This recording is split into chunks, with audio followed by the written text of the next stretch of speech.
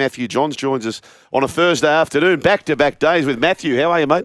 Hey, Joel, Fletch, boys, how you going, tourist? We're going good, Matthew. You sound a bit tired. A bit tired, my friend? Bit fatigued, Fletch. Yeah. Bit fatigued, you know. But I didn't actually stayed off the sauce last night, so they can't be using as excuse. No. So was it the jiu-jitsu this morning? Must have been the jiu-jitsu. Yeah, must have been. It must have been me trying to break Rudy's push-up record. Yeah, it's going well on that. Well, you're very confident in the Blues, and you proved right.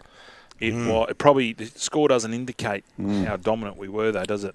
No, it doesn't. Like 18-6, it really probably if you had pick a scoreline, you'd probably go 28-6, given the dominance. 1 from 5 for Nathan. But yeah, I mean, boys, you know, I'm not being a smart ass talking about it in hindsight, but we spoke about this yesterday. You just look at the class of the side on paper and the temperament of some of the players, like, you know, not just the class of guys like Nathan Cleary and Stephen Crichton, but how composed they are, their leadership. It was, and I reckon, you know what, we're starting to pick the right style of forward. Like, historically, New South Wales have always been attracted to the big, like Adonis-looking, you know, flashy-looking forward, and Queensland have always gone, you know, like a Billy Moore, Gary Larson, you know, Gilly and those sort of blokes, Dallas Johnson. Well, we're starting to pick blokes like that. Like Mitch Barnett, like, he's last year, his series last year, he was fantastic, and I thought last night he was brilliant again. He just, whatever needs to be done, he just gets it done. And players like that, they balance out blokes like Payne Haas and blokes who can give you a little bit of extra. But I thought Barnett was brilliant last night. Goes without saying. Payne Haas goes without saying. Zac Lomax. But the blokes who haven't got a lot of raps, honestly, Liam Martin and Isaah Yeo. Isaah Yeo was just sensational. Far less passing, just shaping, playing through the line, running the ball. He knew going out into the game that if you got Mitchell Moses and you got Nathan Cleary, you know, we didn't need him out there trying to create. He just did his job. He was so good. On the other side of the fence, do you feel that maybe the Queenslanders, and I said, look, we don't really care because, you know, we're looking pretty good, 1-0 up. But do you feel that they're lacking a bit of a Kurt Mann type ball player? Because for the life of me, they just had that try they scored. It was from our forced error. Other than that, they didn't trouble us one bit. No, it was surprising. You know, Harry Grant, he's been rusty. He hasn't played a lot of football of late. Munster was unusually quiet. It's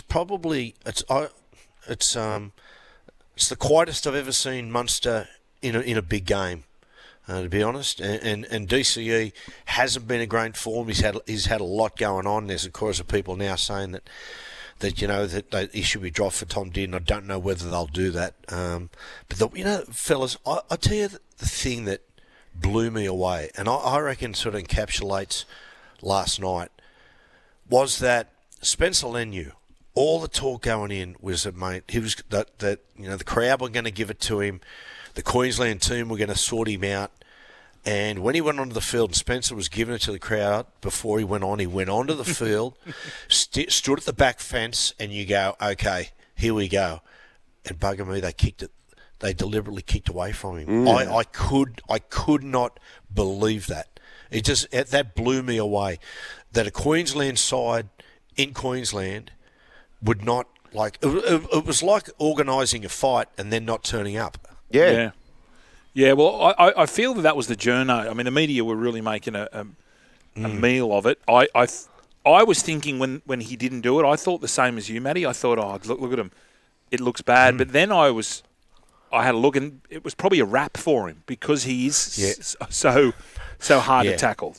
But you know yourself, Fletch, if you head into a really big game, you know, whether it be for the Roosters or New South Wales, and the arch enemy comes on, even if the media has built them up as the arch enemy, like, you don't kick away from him. No. Like, he's standing there, Spencer, literally at the back fence, and he's wound up, and he's going, come on, bring it on.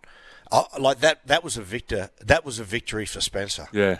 What about the kicking game, boys? I found it unusual. Cameron Munster was their primary kicker. I mean, he's not their primary kicker at Melbourne. With what was going on there? Yeah, I don't know.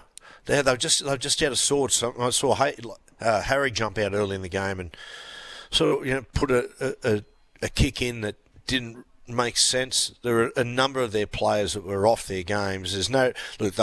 They'll be a lot better in Perth. You know that, but there was just. Without not sounding arrogant, there was a golfing class. Yeah, last massive night. golf. And you look at just the presence of blokes like Latrell and Stephen Crichton in the centres, and that pass that Latrell came up with a few errors. It wasn't his finest performance, but mate, he was really physical, and that catch and pass for To'o's try was one of the sweetest pieces of skill I've ever seen. It was refreshing to see no blocks too. We were just playing on the front foot and just give it to Angus or give it to Liam Martin on edge without just not trying to finesse anything. Just go knock down the front door. And great to see Nathan running the football. Yeah. Nathan was out there. He was going to be the guy steering the side around the park, but crucially for Nathan, he ran the football, had a mile of tackle bust. I was watching some of the player ratings this morning, and mate, he was given a 5. Oh no, was he? I was just made. And DC, he got a 6. It made no sense. Name and shame. I mean, we name and shame the Dally M points. Who was it, Matthew? I don't know, Fletch. I'm not sure. I just had a look at I'm not sure who gave him the 5. Was it Staff Riders? But apart from his goal kicking, I thought he was tremendous. Yeah. I thought honestly, Matty, I thought he was a chance to win Player of the Match, and people scoff at that, but he was involved in every try. Every try he played some part of it, didn't he? Absolutely. And Joel, we got the balance of our side just perfect. Like the pieces of the puzzle fit in the fact that we said this yesterday. If you've got Nathan Cleary, you just need to regularly put him in position for attacking kicks. And the team, the blokes who were going to make sure that happened were our back 3. Edwards, To'o and Lomax. Question for you. Have you seen a bloke in the last... I would say at least a decade, improved so dramatically in 12 months than Lomax? No, I haven't. And I can't think of anyone. No, and a portion of those payments for State of Origin almost have to go to Flanagan. And he's finally said now, on the back of his rides to Origin with Coach Riles, that we had him on the show late last year, and he said, "What number were you wearing?" He goes, 4. Wearing 4. Now I think he's happy to embrace the 2 or 5. Well, I think so. I think before it was a bit of an ego thing. Yeah. And we make fun of wingers, it's not a dirty word. The game has changed dramatically with wingers. Yeah. They're so important now. Exactly. It's a blue ribbon position. Yeah.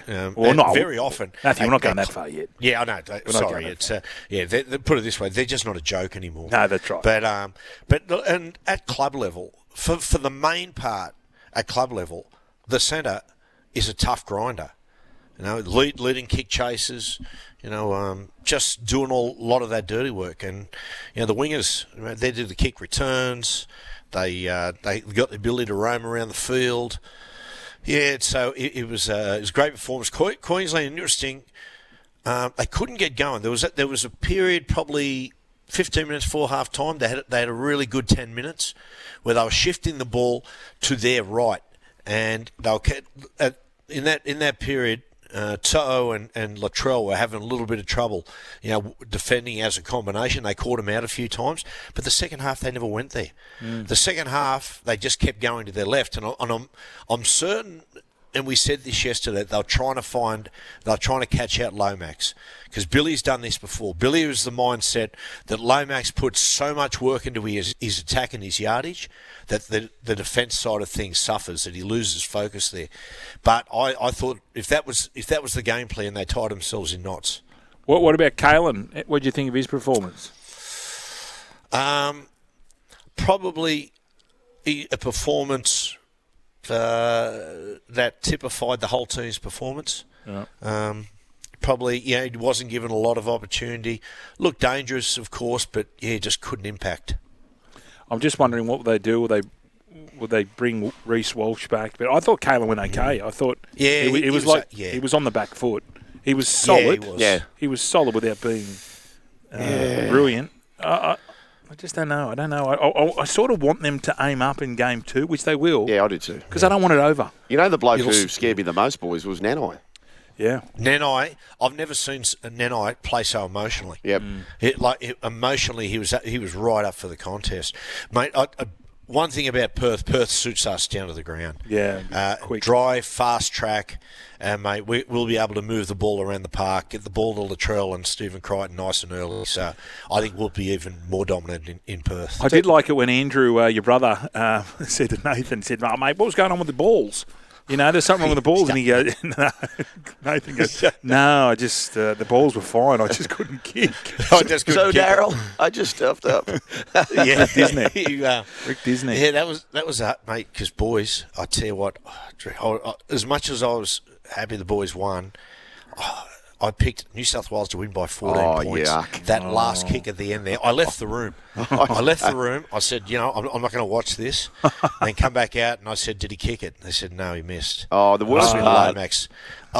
Worst part was that Nathan had hooked everything, and then Lomax comes on and he misses with a hook as well. Oh, dear. Man, must have been the balls. Must have been the balls. Now, hey, sorry, before you get that, Brian, just quickly, tomorrow night it's the Knights and the Dragons, Matty, and I want to... Because Fletcher Sharp, to me, is a fullback. He's an absolute fullback. And part of me thinks that maybe, him coming out of 5'8" last week maybe stop stifling him. But I kind of think put him to the wing. You get more out of Fletcher Sharp on the wing. As much as he's a fullback, what would you do there? Joel, I think with Kalyn at the back, I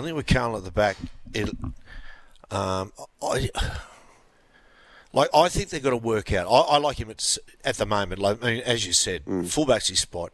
If you're not going to play fullback, I do like him at 6 because he just offers a little bit of something different. If you've got a Jack Cogger wearing the 7, then you need someone alongside Jack who plays a little more helter-skelter, a bit more express, and he can do that. They've just got to strike. Like in 2017 when Storm won that competition, when just rolled over everyone, Munster and Slater, they were 6-1, but they interchanged the roles. They've got to work out a way to do that with Fletcher and Ponga. If they can find a way to do that and really light that up, then Newcastle's tackle go through the roof. Notable. Shivers. Shivers, me timbers. Sorry, Matthew, I've got to grab this. This is a fax. No problem. Okay, it's out. I just want to give a rap to Tino. I thought behind Nanai, he was their best as well. So good on you, Tino. Always. They need more offloads to break up. Anyway, here we go. The woman I've fallen in love with, dear Gerard, the woman I've fallen for seemed keen at first, but now she's gone cold on me, and I fear it's the age gap between us. I was excited to start a relationship with her, especially after we slept together, but now I feel like a fool. I'm divorced, 58-year-old man, and she's 20 years younger. Oh. She is single and has a teenage son. I met her at a friend's party and was instantly smitten. To my surprise, she flirted with me and asked me for my number. Ooh. We messaged for a couple of weeks with lots of sexy chat. Then I took her out for dinner and we had a wonderful evening. She came back to my house and we had the most intense, passionate session of foreplay on the sofa. Wow. I didn't know you could have intense, passionate foreplay. What is foreplay, by the way? If you go to third base, you may as well just After that, we met several times, but always at my place. She didn't want to go anywhere in public. The one time I did manage to persuade her to come out was to the theatre. It felt like she was walking 10 paces in front of me all night. I now think she was embarrassed about being seen with an old man. We did have sex a few times, which was passionate and fulfilling for both of us, yet she would never stay over. When I asked her what was going on, she said my son wasn't happy about us seeing each other and she had to respect that. Since then, she's messaged me less and less. It feels like she's cooled. Problem is, I'm in love with her. Oh, no. I am in love with her. Have I wasted my time? Dear Gerard, please help. What goes on here? Actually, I'm going to go to the tourist, Matthew. Just tourist, you're young. Yes. You're the youngest of us, or with us. Sammy's younger, but yeah, sure. Now you are getting married. I am next year. Yes. So this is just purely your advice, not what you would do, but what do you think said man who's 58 knocking around the lady who's 20 years younger? I believe there was an expression that you came up with, Brian, which was, there's plenty more fish in the sea. I know. I think you came up with that. I did one. come on that one. But So- the fish he wants, Yeah. he wants the flathead. And there's only carp out there. He doesn't want cod and leather jackets. Well, take a bit of carp. No carp. No he wants the carp. flathead. Well, sometimes you can't always get what you want. He wants the 2-foot flatty just jammed right into his north and south. I don't know. Tourist, how old are you? I am 31. 31. Okay. Right, question for you, tourist. Let's just put ourselves in a parallel universe. Okay, I'm 53. If I asked you out on a date, would you go out with me, being 53? Are you single? Yes, of course. Yeah, okay. Oh, Well, that's all right. You have to check. does that matter? Does that matter? No, if I was 31, would I go out with a 53-year-old? I think there's a possibility. Really? Yeah, it would have to be a Fantastic. particular situation. Tourist, you would absolutely hammer Matthew. I'm here for it too. I'd love to watch that. Imagine you and Matthew just rolling around the sofa. What are you up to Saturday, Matty? Did I Live ever, on SEN. hey, Oh, Morning Glory. just speaking about this, did I ever tell you about a certain physio that told me when he was in year 12, he's obviously quite old now, but when he was in year 12, after like a school do, he went to his mate's place, who he's known since he was in kindy, and he woke up with his mate. Yeah, and he pretended he was asleep. Oh. So his mate was into him, Oh. and he just laid there. And I said, "What? Did you not say anything?" He goes, "No, I was freaking out. I didn't know what to do." Yeah. Some things you just got to throw into that the spam basket in your. Wouldn't you say it? Wouldn't you? Yeah, there's spam there. I was just thinking if my mate was doing that, I'd say, "Mate, what's doing? Mate, What's going on that's here?" right. Like, Can't you take me to the movies first? yeah. Buy me There you go. buy me a vodka. Yes. Good on you, Matty. Good on you, Matthew. Hopefully you get better, and I won't see you tonight. Oh, yeah, that's right. I won't see you Thursday. tonight. But, Yeah. I've got a show for you. It's called Rogue Heroes, and it's on SBS Demand. Very good. Rogue Heroes. Rogue Okay. Heroes. It's about the Nice. First World War. Oh, yeah, I've loved a bit of that history stuff, Fletch. Thank you. Beautiful. Thank you. Well done, Anyway, Matty. See you, Joel. See Hey, you, mate. tourists. See you, tourist. Bye, mate. Call me. Call me. You're still here? We'll see more on the Joel and Fletch socials and catch us live on SEN Radio. Because if you don't, you're an A grade. But if you do, you're the absolute Mickey.